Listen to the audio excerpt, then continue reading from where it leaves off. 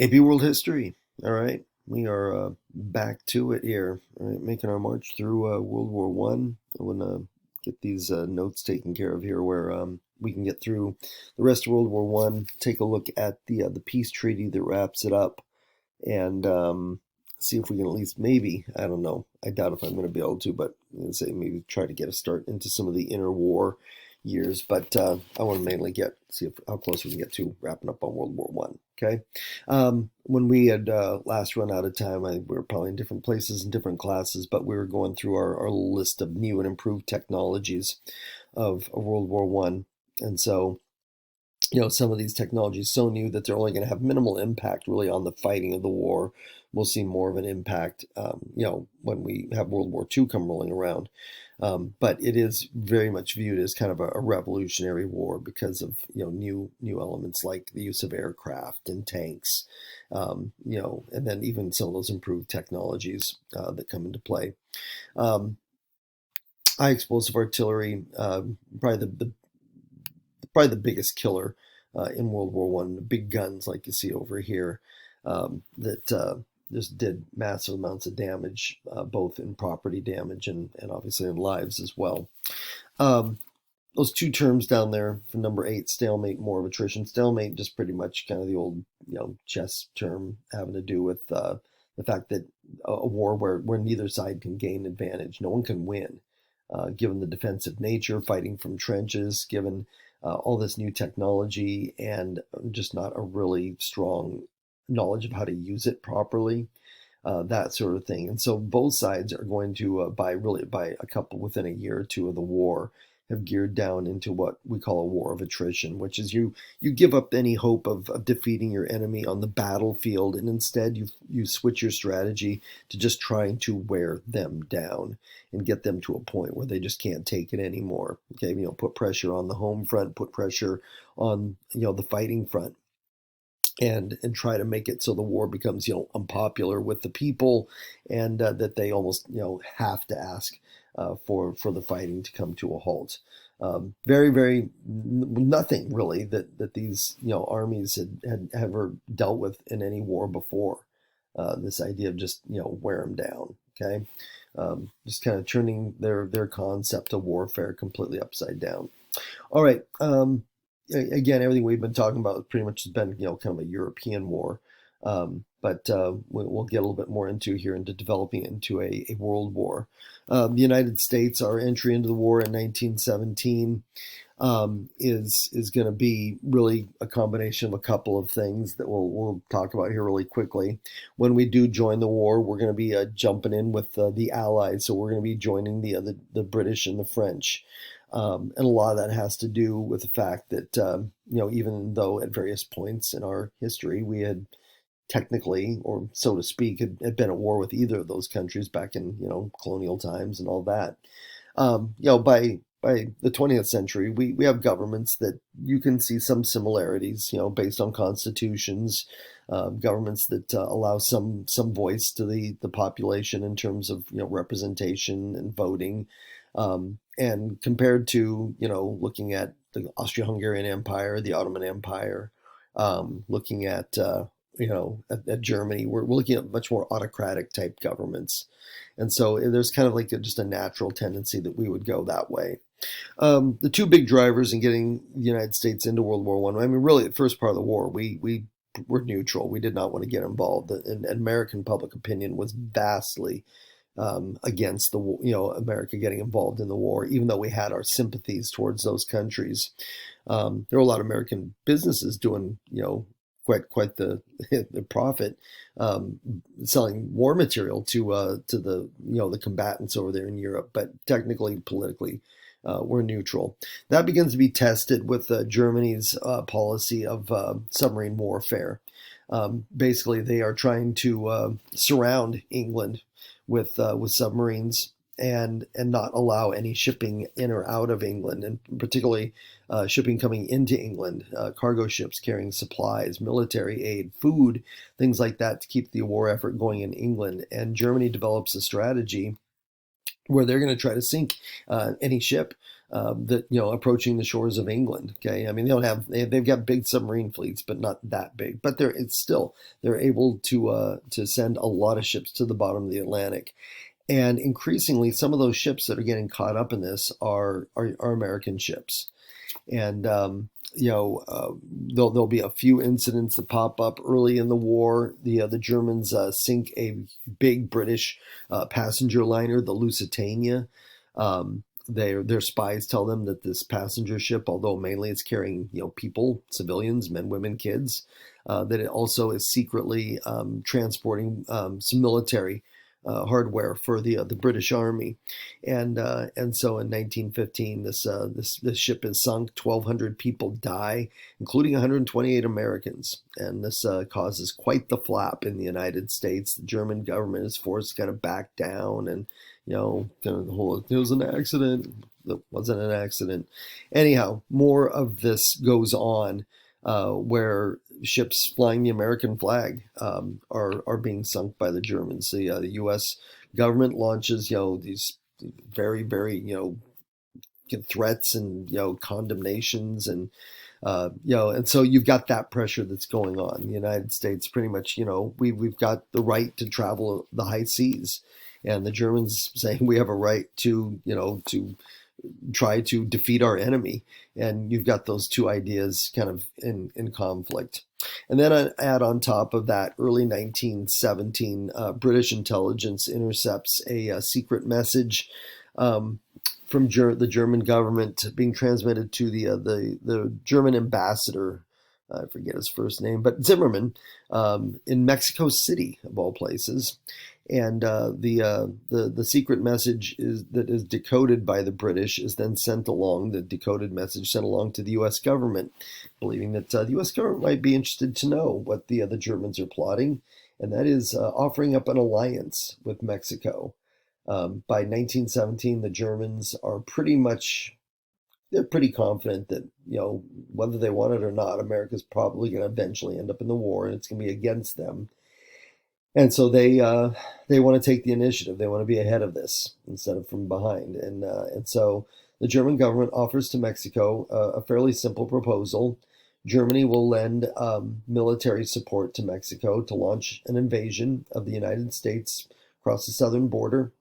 The aim for Mexico, the gain for Mexico out of this is that Mexico can regain all of the territories that it had lost back during the Mexican War in the 19th century. They can regain California, Arizona, New Mexico, Texas, that whole region that had all been ceded to the United States after Mexico lost that war against us. And then for Germany, obviously the gain is going to be to throw America off balance. That all of a sudden Europe is not going to be the focus. It's going to be defending their southern border. And when the U.S. government finds out about this, is able to confirm it, not too surprisingly, we declare war in April of 1917. Okay, and so boom, there we go. You got the United States involved in this ever-growing war. Like I said, 1917 is going to be an important one in really making this much more of a global war. Really, even before 1917, there had been fighting going on down in the colonies. Some fighting taking place down in Africa, where you have the different combatants who have their colonies down there, and so now they're raising armies and usually conscripting the indigenous populations down there, putting them into uniform, training them with weapons. They're being led by European officers, and they're fighting each other down there in Africa. There's a little bit of fighting that takes place in Asia and the Pacific, that kind of a thing. On top of that, the colonies are also being used to supply more troops for up on the Western Front. As some of these armies are feeling the squeeze, given the casualty rates of fighting, trench warfare. You're going to see a very much kind of this multiculturalism on display in the trenches of France by the end of the war. You're going to see Indian troops, African troops, pretty much troops coming from every corner of the empires of these countries, whether we're talking the French, the British, the Germans, and a lot of times the colonial troops will be in more of a support role. They'll be kind of working on either digging new trenches, roadways, things like that. But some of them pressed into combat roles as well. Okay, all that kind of, again, like just all combining together to make this more of a true world war by this point. We mentioned women already, and we'll throw this in again. That when we talk about that total war and the role that women play in it. Women weren't unaccustomed to working in factories, Industrial Revolution, but now with the mass of men marching off to the front, it makes the situation in the factories a little bit more desperate, and so you're going to see more and more women being pressed to take on those factory roles.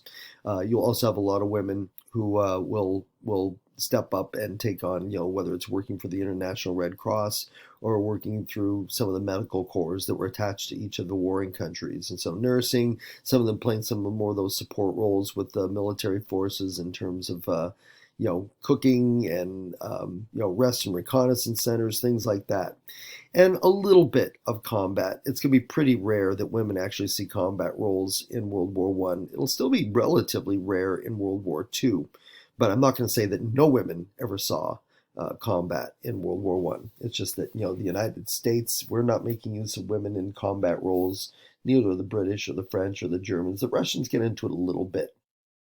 And again, just some very much kind of minor as that.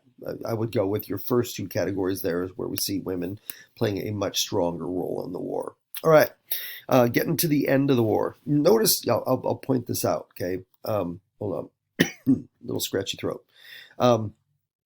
I haven't mentioned a single battle in World War One. Right? That is not Mr. Floyd just deciding to skip over a big major part of a war. What about all the battles? Battle of the Somme, Battle of Verdun, College Board doesn't care about battles. Okay, it's going to more or less be the same thing in World War II.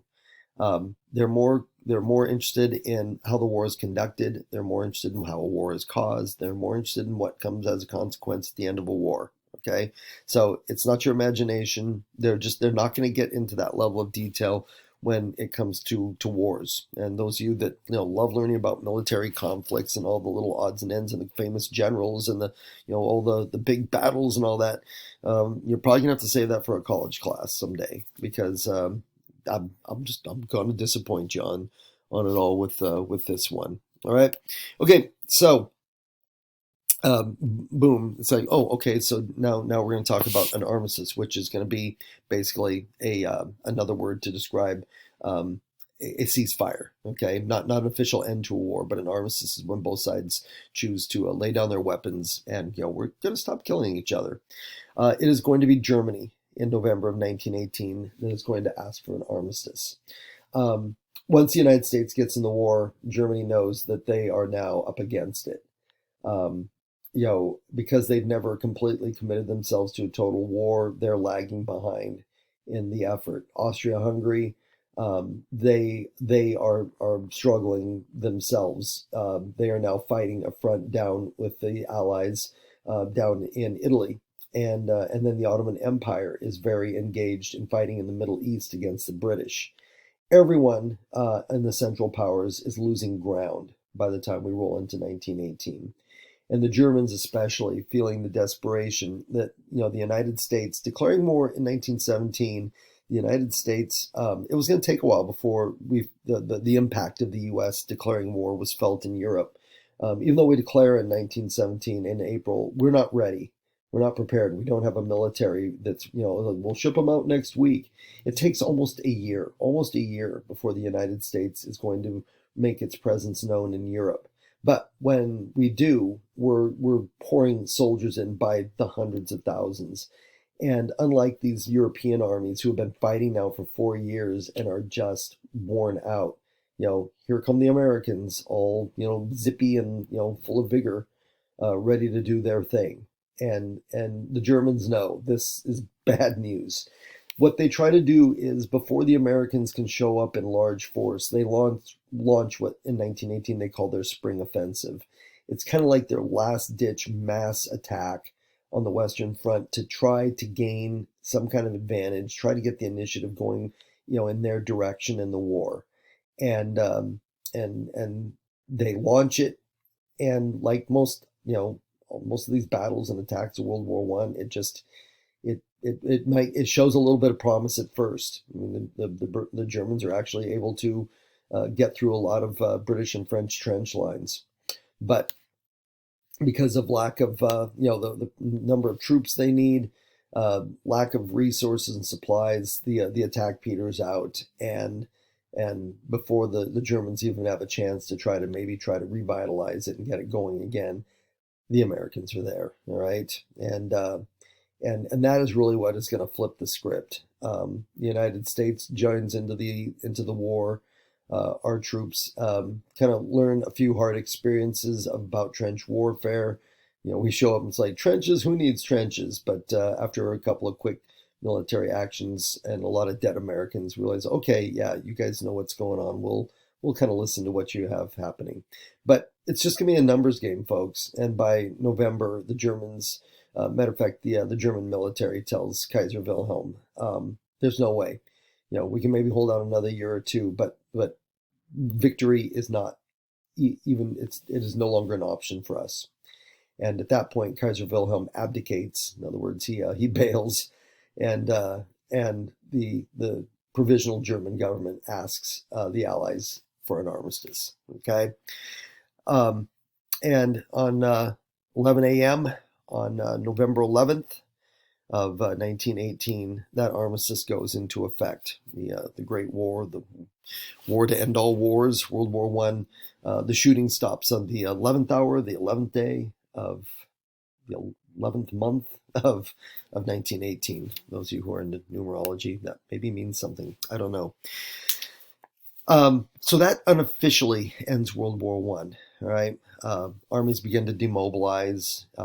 There's not really any concerns that the fighting is going to start over again. Matter of fact, political situation back in Germany starts to really go chaotic as you have all these kind of different political factions who begin to wrangle over, who's going to try to gain power now that the Kaiser's gone and the war is over.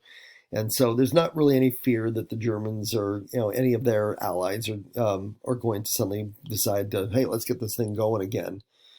So instead, plans are made to meet in Paris in 1919 to officially end the war, and so meeting in 1919 are the big what comes to be known as the Big Four.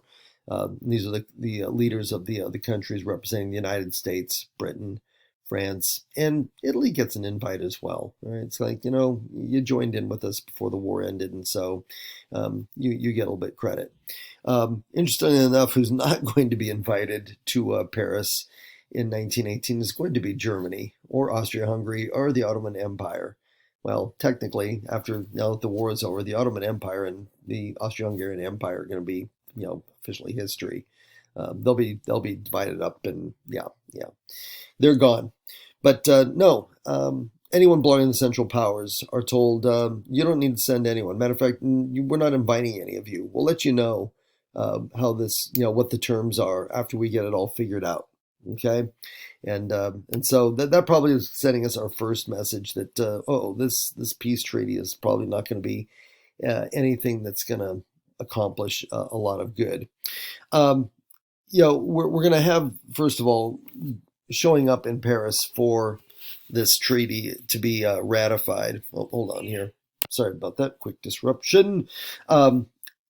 Showing up into Paris in 1919, you're going to have kind of two camps. One camp is going to be, it's going to just be the United States with kind of its own vision and its own goals for what it wants to accomplish. And then you're going to have the British and the French really kind of comprising the other side of this. And they too have their own vision and own goals. And then, of course, little Italy will be thrown in the mix somewhere there. You've got the operative word there for what's motivating the British and the French at the end of the war, and they want vengeance on Germany, and they're aiming most of this at Germany. Okay, they view Germany back in the summer of 1914. The fact that, number one, they're the ones that told Austria-Hungary, you go ahead and you declare war on Serbia. That that plays a huge part in getting everything rolling, and then Germany's treatment of Belgium.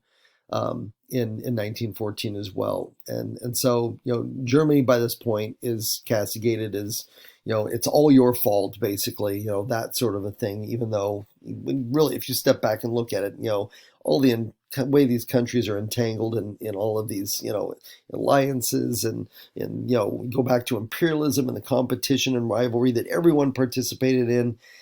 Is it fair to blame the entire war on Germany? That's kind of one of those questions for history, right? The British and French have no question about it. They know this is all about Germany. They want revenge, all right? Our president, Woodrow Wilson, like I said, different viewpoint. He wants this idea of peace without victory. In other words, saying, hey, countries that quote unquote won the war need to be kind of humble about it and need not gloat. They need to think of the future and how do we make sure this doesn't happen again. And he shows up with a plan to accomplish this, what he calls his 14 points. Okay, and it is in Woodrow Wilson's mind.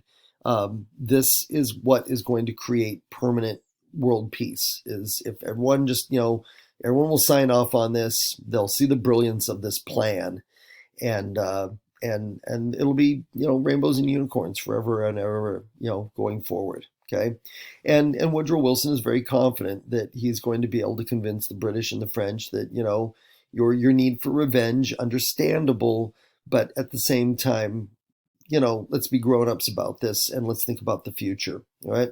But you don't need to remember all the other 14 points by any stretch. I'm going to just highlight some of the biggies here. First of all, the idea of militarism needs to be massively de-emphasized. The idea of large standing armies and huge navies, that needs to go away. Countries need to commit to, only operating with military forces needed for basic minimal defense of the country. Basically what the United States had before World War I broke out. We did not have a large military at all. And so, he's pretty much arguing that everyone globally needs to adopt this kind of mentality. He also talks about, treaties and alliances. I mean, definitely no secret treaties out there, treaties that countries kind of secretly make with each other. But really, in a way, he's kind of frowning on alliances as a whole. Just because, to Wilson, if you're getting alliances, it's like in a way you're preparing for a war, and we need to have a different frame of reference. We need to think differently going into the future. Self-determination. Wilson, one of his 14 points is that all countries, anywhere around the world, the people of those countries have a right to determine their own government, the way they're represented. No one should be subject to outside powers coming in and basically forcing themselves. And so, pretty much a philosophy that should be adopted globally. And then another one here that he believes that an organization needs to be created that all countries will belong to. Okay, everyone will belong to this organization, and it will be a place where when conflicts or issues between states, between nations come up, they can be mediated, and they can basically you can talk out your problems instead of let's just start building up our armies and let's start preparing for war. That sort of a thing. What will eventually come to be known called the League of Nations is what he's proposing, right? And then, like I said, many other kind of proposals that will be connected to all of this, and so shortly after arriving in Paris, meeting with the rest of the Big Four, Wilson lays it all out to these other leaders, and waits for them to just kind of like oh my God, this is genius, and instead our two main allies in World War One not only say nope, they just I mean, pardon my French, but it's more like hell no. They just said this is crazy talk, Woodrow. I mean, this is like you don't understand how things operate here in Europe. I mean, it's like we don't know what's going on over there in America, and you can live in your world of rainbows and unicorns, but that's not how Europe operates. And one by one, they just shoot almost every one of his proposals down. They grudgingly accept the idea of this peace organization. but they're not going to give up on their militaries. Oh, heck no. They, secret treaties just say, again, you guys, you don't know how this works. Okay, politics and diplomacy and just all the backstabbing that has made up the history of Europe. No, sometimes it is necessary to have these treaties. And so all of it, just one. Oh, I mean, matter of fact, I mean, you guys might catch into some of this in a push. I mean, this ends up ruining Woodrow Wilson. He ends up stroking out not too long after this trip to Paris, and ends up spending the last year of his presidency basically really shouldn't have been president. It's going to be his wife that's going to be pretty much kind of acting as president, something most American people will not know about until many, many years later. But a lot of people attribute the massive stroke that takes Wilson down as in part is the stress, the strain, the heartbreak, and just what the personal toll it takes on him. That he as he sees it, we are abandoned by the countries that we came to the rescue of, in World War One, and that when we need them to take our corner on this, they don't. All right. The peace treaty that is developed in 1919 in Paris is known as the Treaty of Versailles. And when it is finally finished up with a very, very, grim and disappointed, heartbroken Woodrow Wilson signing off on it as well, it is a incredibly damning document. And it is when the Treaty of Versailles is completed that then the government representatives of the Central Powers are told to present themselves in Paris. They're not consulted. They are told, this is what you will sign to officially end the war. If you refuse to sign it, we will restart the war on you and we will invade your countries. Because that is a key part of this war. Germany is not invaded by the Allies. When they asked for that armistice, they're still sitting in their trenches on the Western Front in northern France.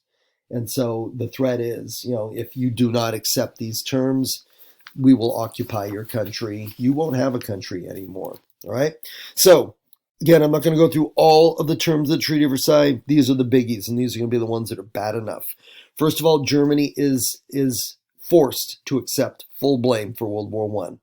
Okay, it's symbolic, but it's rubbing Germany's nose in it. Right?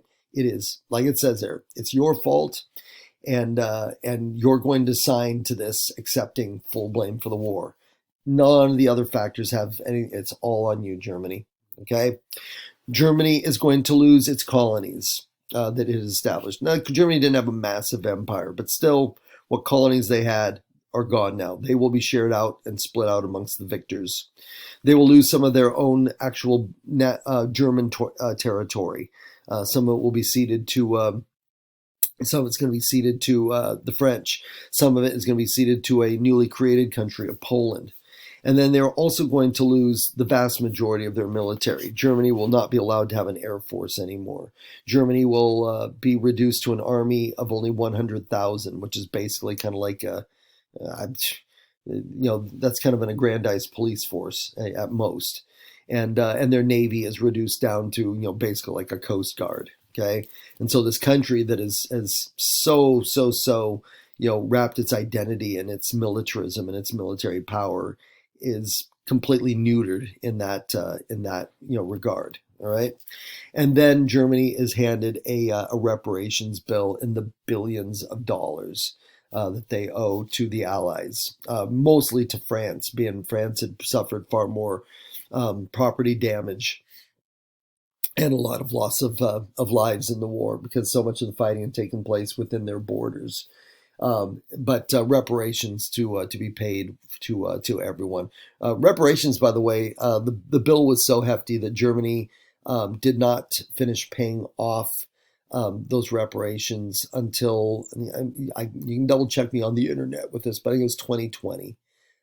It took right there about 100 years for them to pay it all off. Massive. Okay. So we'll wrap this up with the consequences of World War One. First of all, we're going to see, again, this massive reshaping of the political map of Europe. Russia is gone. They are now, going to soon be the Soviet Union. This bold communist experiment in this massive country. The Austro-Hungarian Empire gone, okay, and divided up, and independence granted to many of the little republics that have been part of the empire. You'll have separate countries of Austria, separate country of Hungary.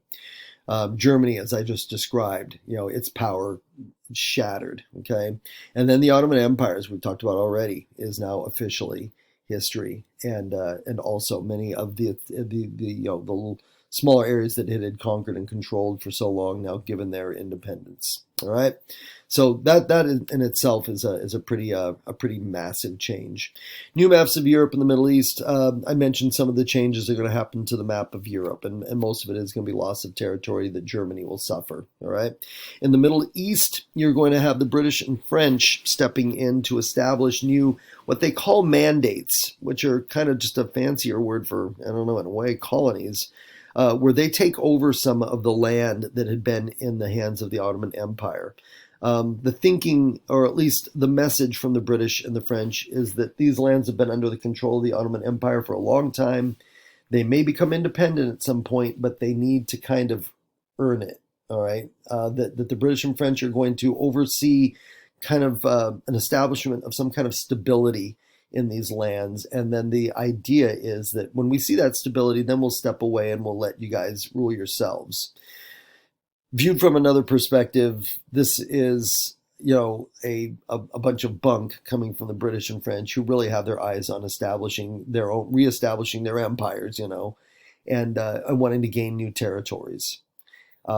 So, you can take it from the Middle Eastern perspective that, you guys are playing us and we know you're never going to leave. And now we're just going to become colonies like everything else. Or you can take the perspective of the British and French saying, oh, no, this is just temporary. We just need to make sure you guys are on your feet and things are going okay. And then we'll step out and, you can have your countries, self-rule and all that kind of business. Okay. That's kind of what's going on in the Middle East. By the way, setting the scene for the mess that the Middle East nowadays. Okay, we'll get more of that later on. While we have the British and French who are going to be working to try to reestablish their empires that they had before the war, this really is seen as the beginning of the end of imperialism, of colonialism. A lot of these nationalist movements within these countries are going to pick up steam after World War One. Remember, their troops, they help out to with their countries, and many of them are expecting some kind of a reward or a show of appreciation from the colonizing countries in exchange for their services during the war. And in some cases, sometimes the colonizing countries during the war had implied that you help us out and this will benefit you when the war is over. Really, the countries, particularly the British and French, will renege on this. They will double down and, oh no, back to business, back to making money for us. Back to get back to the plantations and the rubber farms and get back to work. But it's lighting a spark that is going to get itself burning ever brighter. In terms of bringing an end to these colonies and the creation of independence movements. All right, we will see coming out of World War One, communism taking more and more of a foothold. You'll have active communist parties in many European countries. There'll be a large communist party right after World War One operating in Germany and trying to gain control there. You're also going to see the creation, we'll get more of this in this unit, we see the birth of fascism as a new form of government, a very, very, very kind of a really strong kind of a almost ultra-conservatism in a way that we'll get into more description of later on of what this is, how it develops, what its characteristics are, that sort of thing, okay? We also start to see the beginnings of what will eventually be superpower, okay, the United States, which we will be by the end of World War II. But we can see kind of things beginning to shift globally, and the United States, who could make the argument that we kind of came to the rescue in World War One. That we lifted up the British and the French and helped played that pivotal role in bringing victory and an end to this war. And so the beginnings of this massive shift, where for the last few hundred years it's all been about Europe, and there's a new kid on the stage, and that is the United States. All right, and then in Germany, the end of this war is going to leave just an incredible amount of bitterness. The Treaty of Versailles to them is the ultimate injustice of history. The Germans truly believed everyone in Europe had played an active role in bringing that war about. Everyone was to blame, and they believe that not only are they being punished, but they're being overpunished. And so where the British and French had wanted revenge, now it's going to be the Germans' turn, where they are wanting to get even for what they see as we were down, we asked for peace, basically we surrendered, and you rubbed our nose in it because you could, not because it was right or because it was wrong. You did it because you could. And that is definitely going to plant this seed. The photograph you're looking at here, the guy with the little X on this photograph there, is a young German corporal. Actually, he was Austrian, but was fighting in the German army. Corporal Adolf Hitler. And when the war ends, he's actually in a German field hospital on November 11th, recovering from a gas attack. And when he and all the other patients in this field hospital are informed that the war, in effect is over, and that Germany had given up, he later wrote in one of his books that he had like this life-changing moment in his anger, rage, fear, sadness, everything that he experienced that day, this range of emotions, as he had to absorb the fact that that the war for him had been for nothing. But he later wrote that he had almost like this out-of-body experience where he realized that he knew what he was going to do with his life. This was a guy that before the war had just been absolutely lost in life. He had tried out, had dreams at one point to become an artist. Just really, he had amounted to nothing before World War One. But as he later wrote, he said, "That day I realized I would become a leader. I would become a politician, and more importantly, that he would lead Germany back to greatness." There we go. I'm way deep into this, 37 minutes, but that gets us through the end of the war. That will launch us into what we call the interwar years, which we could also describe to a certain extent as all the backgrounds and causes to what will eventually become World War II. All right, that'll cover it for now. Woo, that's enough. Okay, I'll see you when I see you. Bye.